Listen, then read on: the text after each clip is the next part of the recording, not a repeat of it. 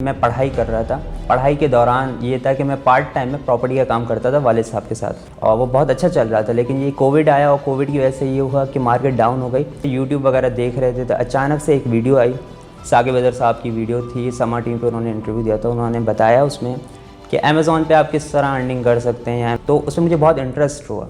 मैं virtual assistant का course में एनरोलमेंट की अक्टूबर के महीने में। उस वक्त तो खैर अर्निंग नहीं हुई। सबसे मुश्किल काम ये होता है कि आपको क्लाइंट्स नहीं मिल रहे होते वर्चुअल असिस्टेंट में ना। स्टार्ट लेना है तो ईवीएस से स्टार्ट लें, एटलीस्ट आप उसको समझें पहले। शुरू के जो 7 महीने हैं मैंने 1 रुपया भी नहीं कमाया था 7 महीने तक, और उसके बाद अल्हम्दुलिल्लाह मैंने 2 मिलियन PKR जो है सिर्फ सर्विसेज से ही कमाए थे मैंने।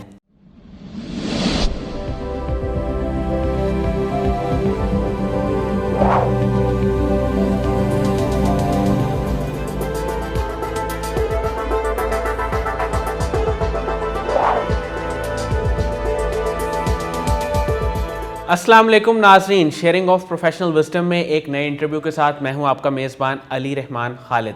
नाज़रीन, आज जो मेहमान हमारे साथ मौजूद हैं ये कराची से स्पेशल तशरीफ़ लाए हैं। हम इनसे जानेंगे कि इन्होंने ई-कॉमर्स का रुख क्यों किया।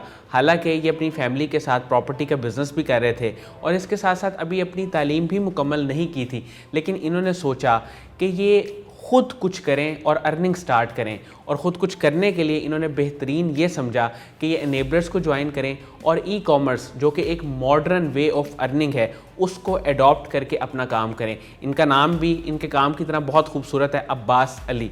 हम इनसे जानेंगे कि ये ई-कॉमर्स को इन्होंने कैसे सीखा और कैसे ये इसमें काम कर रहे हैं। बहुत बहुत शुक्रिया अब्बास अली साहब आपकी तशरीफ़ आवरी का। सर, मुझे ये बताइएगा कि आपने ई-कॉमर्स को ही क्यों चूज़ किया अर्निंग के लिए?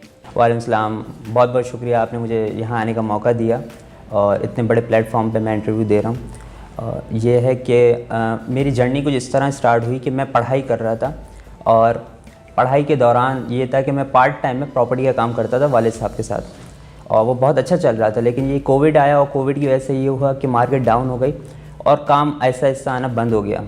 तो फिर मैंने कहा कि मैं कुछ ऐसी अर्निंग चाहिए जो हर वक्त चले, क्योंकि कोविड की वजह से मतलब प्रॉपर्टी बहुत अच्छी चीज़ है और उसमें हमेशा आप अच्छी अर्निंग कर सकते हैं। लेकिन कोविड की वजह से वो भी डाउन हो गई।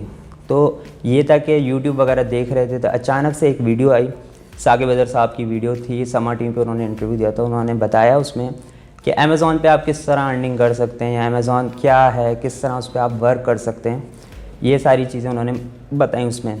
तो उसमें मुझे बहुत इंटरेस्ट हुआ कि ये है क्या चीज़। तो रिसेंटली उनका सेमिनार होने वाला था, तो मैंने सेमिनार वो अटेंड किया। तो उसमें वो कासिम अली शाह साहब भी आए थे और साकिब अदर साहब भी थे।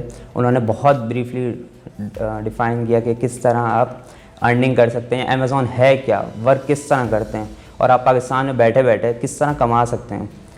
तो उसके बाद ये हुआ कि मेरा इंटरेस्ट शो हुआ कि मैं वर्चुअल असिस्टेंट का कोर्स कर लूँ और सर्विसेज प्रोवाइड कर लूँ।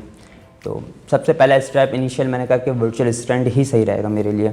मैं वर्चुअल असिस्टेंट का कोर्स में एनरोलमेंट की अक्टूबर के महीने में, और वो 3 मंथ का कोर्स था। वो कोर्स करने के बाद जो है मुझे उस वक्त तो खैर अर्निंग नहीं हुई। ये हुआ कि अर्निंग नहीं हो रही थी और क्लाइंट्स नहीं आ रहे थे। वर्चुअल असिस्टेंट काम ही ये होता है कि सर्विस प्रोवाइड करना, और वो नहीं कर पा रहा था, मैं किसी को नहीं दे पा रहा सर्विस, क्योंकि मेरे क्लाइंट नहीं आ रहे थे। लेकिन ये कि सब्र से काम लिया, और फिर दूसरा इंटरेस्ट ये पैदा हुआ कि अब मैं ये कर लेता हूँ कि मैं ब्रांड बन जाता हूँ, मैं अपना बिज़नेस बिल्ड कर लेता हूँ। तो मैंने प्राइवेट लेवल का कोर्स एनरोलमेंट करवाई फरवरी में। सर, मुझे ये बताइए कि जब आपने ई-कॉमर्स को ज्वाइन किया सबसे मुश्किल काम आपको क्या लगा? सबसे मुश्किल काम ये होता है कि आपको क्लाइंट्स ही मिल रहे होते वर्चुअल असिस्टेंट में ना, और क्लाइंट्स ही आपको पे करते हैं अगर आप वर्चुअल असिस्टेंट हैं। और अगर आप प्राइवेट लेवल के ऑनर हैं और ब्रांड के ऑनर हैं तो वो तो आप अर्न कर लेते हैं आफ्टर 3 मंथ 6 मंथ, जब आप ब्रेक इवन से निकल जाते हैं, आपका जो प्रोडक्ट है वो प्रॉफिट में आना स्टार्ट हो जाए तो आप आ सकते हैं। लेकिन ये है कि मुश्किल होती है आपको क्लाइंट्स ग्रैब करने पे।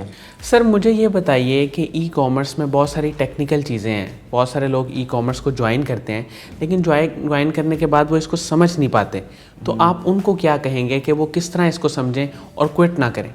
इनेबलर्स ने एक प्लेटफॉर्म बनाया EVS, उसमें 200+ स्किल्स हैं। अगर आपको ई-कॉमर्स पहले स्टार्ट लेना है तो EVS से स्टार्ट लें, एटलीस्ट आप उसको समझें पहले और फिर किसी कोर्स में एनरोलमेंट करवाएं, ताकि आपको बेसिक नॉलेज आ जाए। और उससे अगर आपको EVS समझ में नहीं आ रहा, EVS में अगर आपको अमेज़ॉन समझ में नहीं आ रहा है, XYZ नहीं समझ में आ रहा है, उसके अंदर 200+ स्किल, कोई सी भी स्किल सीख कर आप अर्निंग स्टार्ट कर सकते हैं।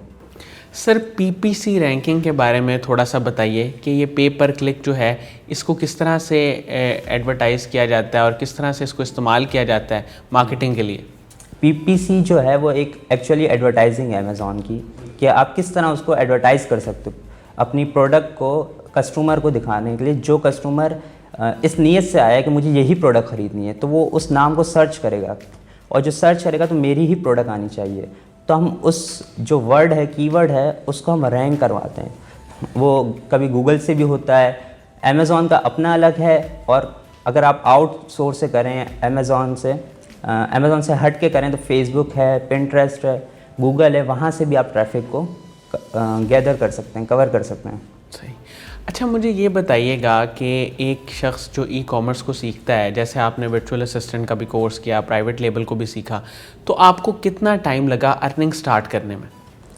मुझे शुरू के जो 7 महीने हैं, मैंने 1 रुपया भी नहीं कमाया था 7 महीने तक। सब्र करते रहे, सीखते रहे, कि ये नहीं कि अभी तक 1 रुपया भी नहीं कमाया, 7 महीने हो गए। ये डेली कुछ ना कुछ सीख रहे थे, और फुली डिटेल में सीख रहे थे, और भी यूट्यूब से सीख रहे, आर्टिकल्स पढ़ रहे थे।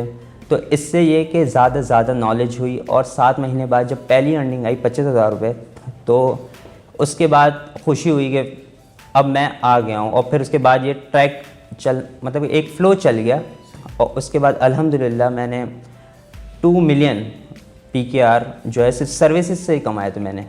और दिसंबर तक मुझे हो गए 15 महीने हो गए इस फील्ड में, तो मैंने सिर्फ सर्विसेज से ही 2 मिलियन PKR बनाए हैं। और अपने जो प्रोडक्ट्स हैं उनका जो रेवेन्यू है वो भी, उनको मिला के भी मेरा 4 मिलियन तक PKR हो चुका है। सर मुझे ये बताइएगा कि इनेबलर्स का एनवायरनमेंट आपको कैसा लगा?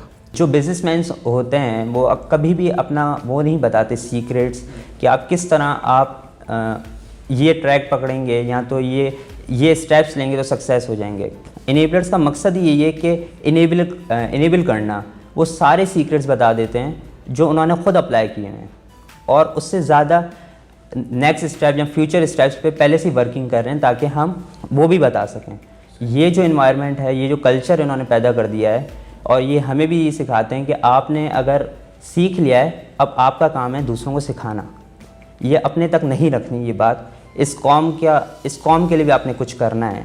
सर टेक्निकल स्किल्स की अगर हम बात करें तो वो कौन से स्किल्स हैं जो एक वर्चुअल असिस्टेंट में या जो प्राइवेट लेबल बिजनेस ओनर है उसके अंदर होने चाहिए? अगर वर्चुअल असिस्टेंट की बात की जाए तो आपको इंग्लिश आनी चाहिए, आपकी कम्युनिकेशन पावर अच्छी होनी चाहिए, और आप उसमें कुछ स्किल्स हैं, जैसे प्रोडक्ट हंटिंग है।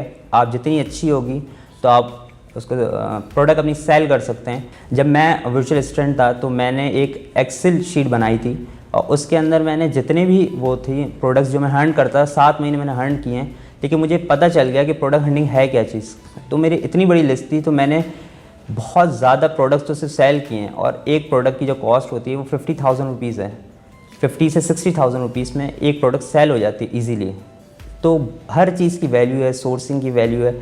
तो स्किल्स, एक वर्चुअल असिस्टेंट में बहुत सारी स्किल्स आ जाती हैं। सर साकिब अज़हर साहब का एक विज़न है, वो लोगों को इनेबल करना चाहते हैं, और इसी सिलसिले में वो बेशुमार कोशिशें भी कर रहे हैं। उन्होंने पिछले कुछ अरसे में EVS 3.0 भी लॉन्च की। मुझे ये बताइएगा कि उनके विज़न को, उनकी कोशिश को, उनके ख्वाब को आप कैसे देखते हैं?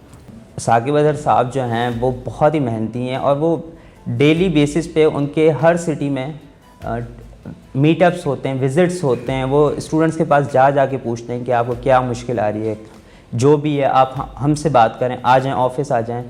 वो इनेबल कर रहे हैं, और वो सिखा रहे हैं सबको, और ये कल्चर दे रहे हैं कि आपने आगे सिखाना भी है, अपने तक महदूद नहीं रखना है, आपने आगे सिखाना है उस चीज़ को। बहुत बहुत शुक्रिया अब्बास अली साहब आपकी तशरीफ़ आवरी का। आपकी गुफ्तगू से हमने यकीनन बहुत कुछ सीखा।